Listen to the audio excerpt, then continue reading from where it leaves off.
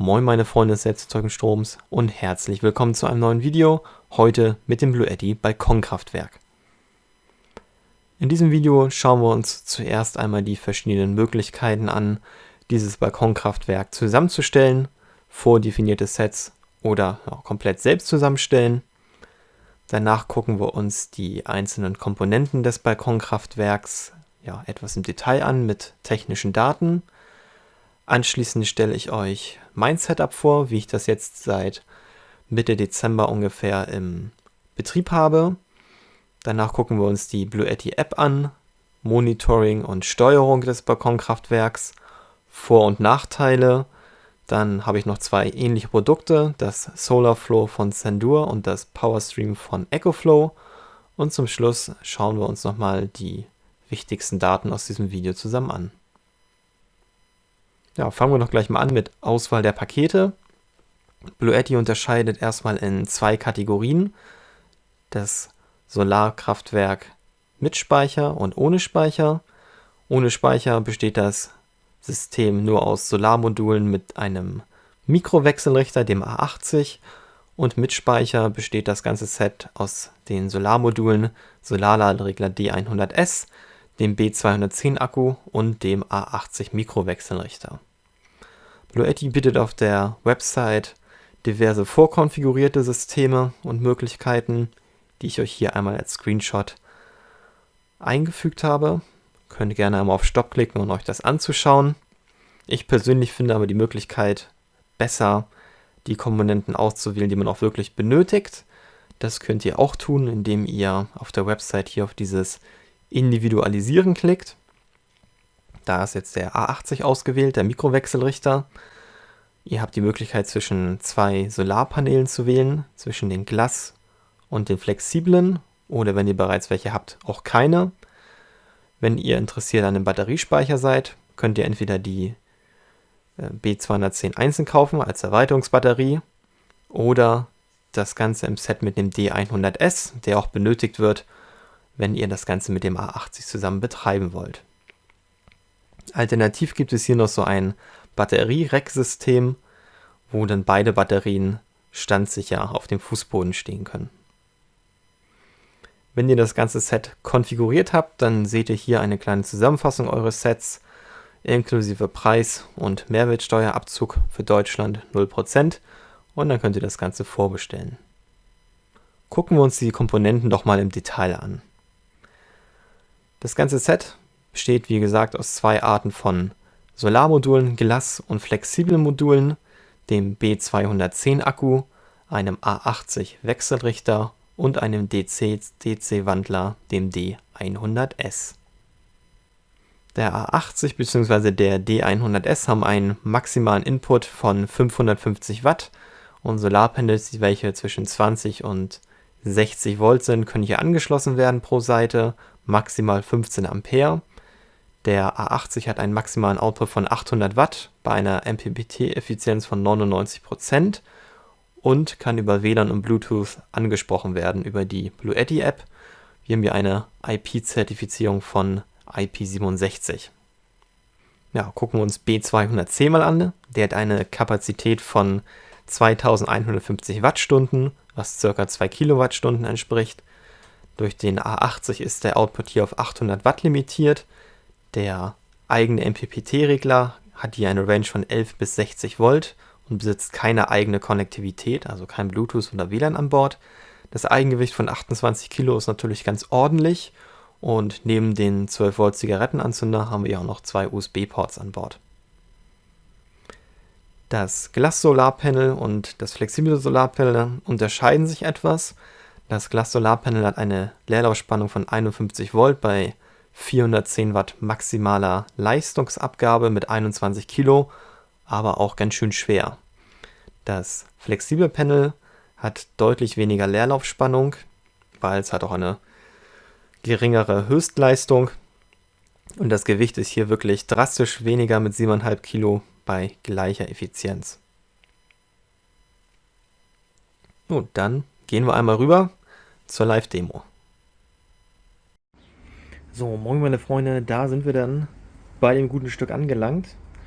Ich habe hier nur einen sehr rudimentären Testaufbau, wie ihr seht. Aber ja, ich dachte, ich kann euch das am besten am lebenden Objekt mal erklären.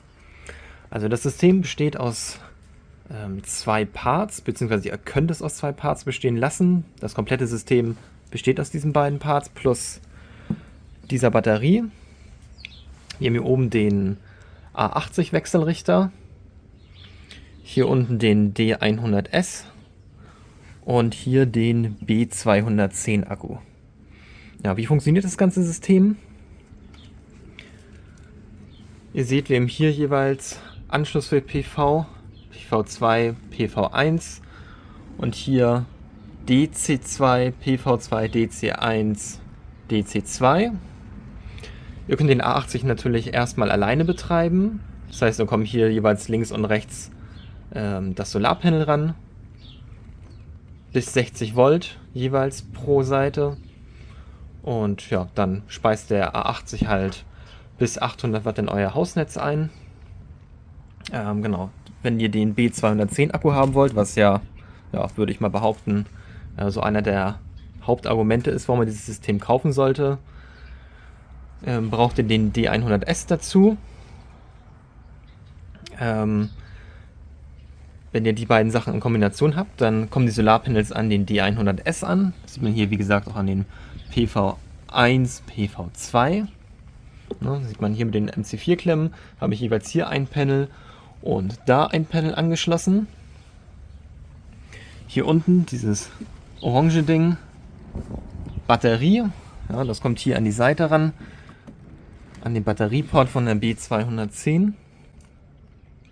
Und der A80 wird von dem D100S gespeist. Dafür sind diese DC-Ausgänge jeweils links und rechts. Die sind dann hier mit so einer blauen Steckverbindung. Die kann man einfach ineinander rasten lassen. Und wenn man die lösen will, kann man sie nach links oder rechts drehen. Also auf jeden Fall deutlich komfortabler als ein MC4-Stecker, finde ich. Genau, und das ganze Kabel ist dann hier wirrwarr, bis es dann irgendwann hier im Plus und Minus als MC4-Stecker rauskommt und hier an den A80 angeschlossen wird. Genau, ja. Dann gibt es verschiedene Betriebsmodi, die zeige ich euch auch nochmal gleich in der Bluetti App. Ja, wir haben einmal die Möglichkeit, die gesamte Solarenergie vom D100S in die B210 Batterie zu speisen. Wir haben die Möglichkeit, die Batterie zu bypassen, sprich, die ganze PV-Strom geht hier rein, da und geht dann durch dieses Kabel wieder direkt in den A80. Da ist die Batterie dann hier komplett außen vor. Oder ihr habt natürlich die Möglichkeit, den gespeicherten Strom über den Tag hier durch den D100S an den A80 weiterzuleiten. Das sind so die primär 3 Modi, die ihr zur Verfügung habt. Ihr habt leider nicht die Möglichkeit, ins Hausnetz einzuspeisen und gleichzeitig die Batterie zu laden. Also ihr müsst euch immer zwischen, möchte ich aus der Batterie nehmen oder möchte ich die Batterie laden, entscheiden quasi. Oder ich möchte einfach den Strom, den ich produziere, an mein Hausnetz speisen. Ist also leider kein Null-Einspeisesystem, sondern ihr müsst euch da immer entscheiden. Zum B210 selber. Ja, der Akku hier hat knapp über 2 Kilowattstunden, 2150 Wattstunden. Die Batterie selber hat noch einen 12 Volt Zigaretten-Output, einen normalen USB-A-Anschluss, beziehungsweise ist schon Fast Charge mit 18 Watt. Und wir haben hier noch ein USB-C mit 100 Watt. Das heißt, theoretisch könnt ihr hier, wenn ihr die DC-Eingänge einschaltet, die Batterie auch noch für Gleichstromgeräte halt verwenden, was auch ganz nützlich ist. Das heißt, der kann nicht nur zum Einspeisen verwendet werden, sondern auch als Standalone-Einheit, also als einzelne funktionierende, ähnlich wie man das von den anderen Bluetti-Akkus schon kennt, mit dem B300 etc. Genau, hier haben wir die Batteriekapazität. Die flackert bei euch im Video jetzt ein bisschen, aber ich hoffe, man kann sehen, dass hier der Punkt immer an- und ausgeht. Das heißt, dass die Batterie geladen wird. In 20er Schritten könnt ihr den Akkustand hier am B210 ablesen und in der App dann halt prozentgenau. Es gibt noch einen vierten Lademodus, mehr oder weniger. Ihr könnt wie gesagt die Panels nehmen, die an den D100S angeschlossen sind, um den B210 zu laden. Ihr habt hier aber an der Seite noch einen extra Anschluss, um ein Solarpanel anzuschließen. Das heißt, ihr könnt diesen Akku auch laden, ohne dass ihr das Balkonkraftwerk verbunden habt. Das Ganze geht hier auch wieder mit diesem Drehstecker, den man nach links oder rechts dreht und den man dann abzieht. Und das Ganze ist dann für Solarpanels von 11 bis 60 Volt, 10 Ampere, maximal 500 Watt. Und das Ganze könnt ihr coolerweise auch parallel betreiben. Das heißt, ich speise jetzt gerade von meinem D100S in mein B210 und habe hier noch ein mobiles Panel verbunden. Können wir uns gleich auch noch einmal angucken, welches dann hier um die Ecke führt. Und so könnt ihr den Akku viel schneller laden. Was hier auch noch interessant ist, weil ich ja gerade angesprochen habe, man kann nicht in den Akku einspeisen und gleichzeitig Strom an den Wechselrichter weitergeben, an den A80. Ihr könnt natürlich die B210 mit dem Akku, den Akku laden, mit diesem Solaranschluss, während der Strom, der von euren großen Panels auf dem Dach kommt, direkt an den A80 weitergegeben wird. Die Kombination funktioniert tatsächlich, ist aber mehr oder weniger, finde ich, nicht so schön gelöst. Genau, so, dann, wir gehen einmal zum Solarpanel, zeige ich euch nochmal kurz. So, hier ist das etwas windiger, aber ich hoffe, man kann mich noch halbwegs verstehen. Hier ist dieses mobile Solarpanel, was ich direkt an den B210 angeschlossen habe. Das ist ein MS320, heißt das, von Bluetti. Genau, und das ist hier ganz normal mit einem MC4-Verlängerungskabel angeschlossen. Und dieses MC4-Verlängerungskabel geht dann wieder an MC4 Anschlüsse, welche dann den B210 Anschluss besitzen. Genau, für meinen Testerbau kann ich euch auch noch einmal zeigen. Habe ich hier von Bluetti für den Testlauf auch noch die zwei zugehörigen Solarpanels gestellt bekommen, die jetzt leider etwas dreckig sind, aber im Großen und Ganzen funktioniert das Ganze trotzdem ziemlich gut. Das sind jeweils 410 Watt Solarpanels, hoffe ich, die hier unabhängig voneinander geschaltet sind. Das heißt, es gehen 2 MC4-Paare in meine Garage. Genau, und die versorgen das ganze Balkonkraftwerk hier. So, sind wir wieder zurück in der Garage.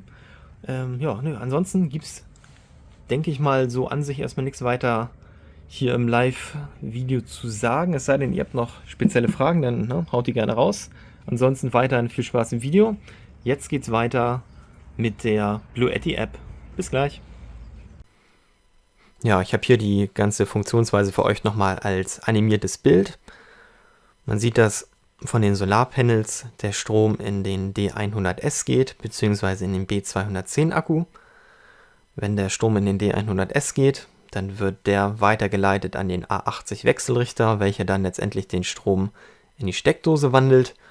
Geht das Ganze dann in der Nacht, dann nimmt der D100S den Strom aus der B210 Batterie, leitet das wieder an den A80 und letztendlich wieder in die Steckdose. Ja, schauen wir uns als nächstes mal die Bluetti App an. Ich habe mir das Ganze hier schon ganz hübsch angepinnt. Und das ist die Startseite, wo wir dann sehen, was gerade an Solarenergie reinkommt. In dem Fall lade ich gerade meinen Akku. Wenn wir hier unter Save draufklicken, sehen wir, was ich heute im Monat, im Jahr oder allgemein an Strom generiert habe und auch wie viel ich gespart habe. Den Preis pro Kilowattstunde können wir hier entsprechend anpassen, damit die Zahlen gut passen. 40 Cent ist noch ein bisschen älterer Wert bei mir. Wir haben die Möglichkeit, hier unser Daily Power Profile anzuschauen, also genau zu gucken, wie viel Solarenergie um welche Uhrzeit generiert wurde. Ist aber ein bisschen umständlich in dieser Ansicht, ehrlich gesagt. Dritter Punkt ist die Energiestatistics.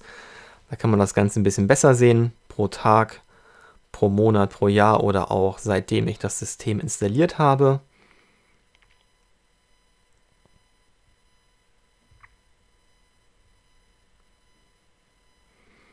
Dann können wir uns in der App auch noch anzeigen lassen, ob irgendwelche Fehler mit dem Balkonkraftwerk sind, mit dem Klick auf dieses Ausrufezeichen.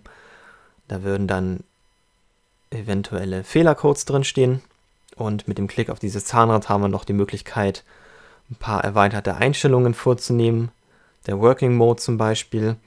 Da kann ich erstmal festlegen, wie weit ich meine Batterie laden und entladen möchte. Mein niedrigster Wert ist auf 5%, mein höchster auf 100% eingestellt. Könnt ihr so einstellen, wie ihr lustig seid. Und ihr habt die Möglichkeit, ein Schedule, also einen Timeplan zu erstellen, wann genau das Balkonkraftwerk ins Netz einspeisen soll, wann es in die Batterie einspeisen soll oder auch aus der Batterie nimmt. Von 0 bis 6 Uhr habe ich hier zum Beispiel gesagt, soll er meinen Strom aus der Batterie nehmen. Von 6 bis 18 Uhr sage ich, bitte lade mit dem Solarstrom meine Batterie auf. Und von 18 bis 23:59 Uhr sage ich, okay, ich möchte wieder meinen Strom nutzen. Wenn ihr diesen Zeitplan nicht konfiguriert, wird der Strom einfach von den Solarpanels in den D100S und in den A80 umgeleitet und direkt in euer Hausnetz eingespeist. Wie für jede Powerstation mit App-Unterstützung habt ihr hier auch die Möglichkeit, die Firmware auf dem aktuellen Stand zu halten für alle der Geräte, also dem D100S, dem A80 und der B210 Batterie. Und ganz wichtig, wenn ihr die Batterie entladet, könnt ihr hier noch einstellen, mit welcher Leistung sie entladen wird. Ich habe mich für 150 Watt in der Nacht entschieden. Ihr könntet theoretisch aber auch 800 Watt aus der Batterie entladen. Ganz wie ihr da möchtet.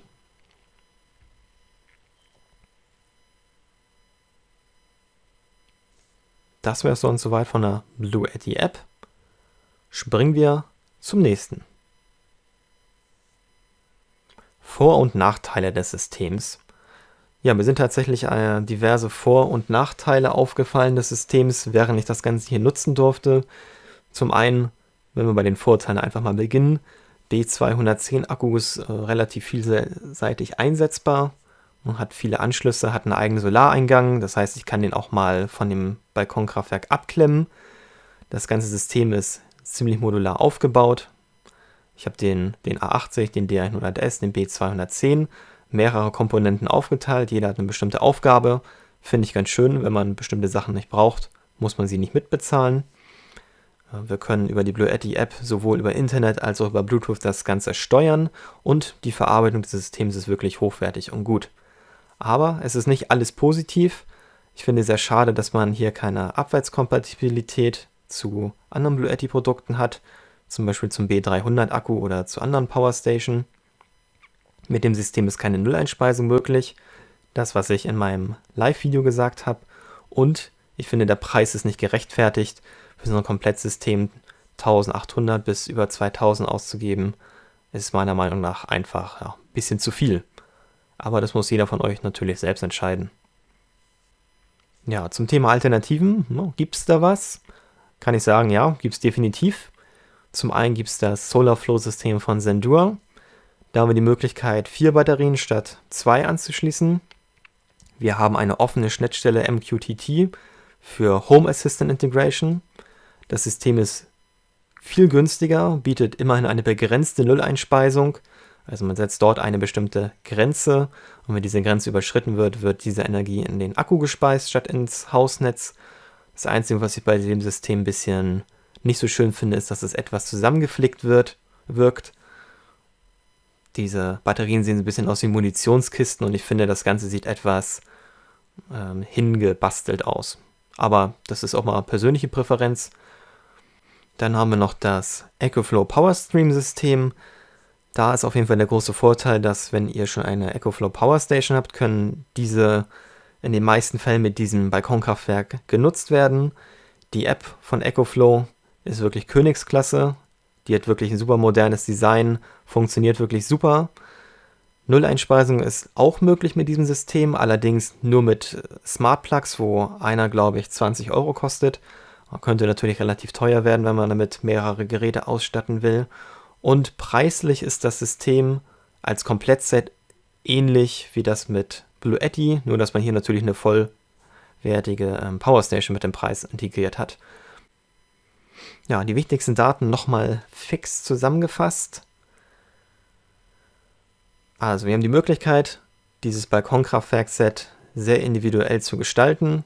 Man kann Speicher dazu haben, man kann keinen Speicher haben, wie man gerne möchte. Der B210 Akku ist auch ohne den D100S nutzbar, wegen eigenem Solareingang und auch eigenen Ausgängen.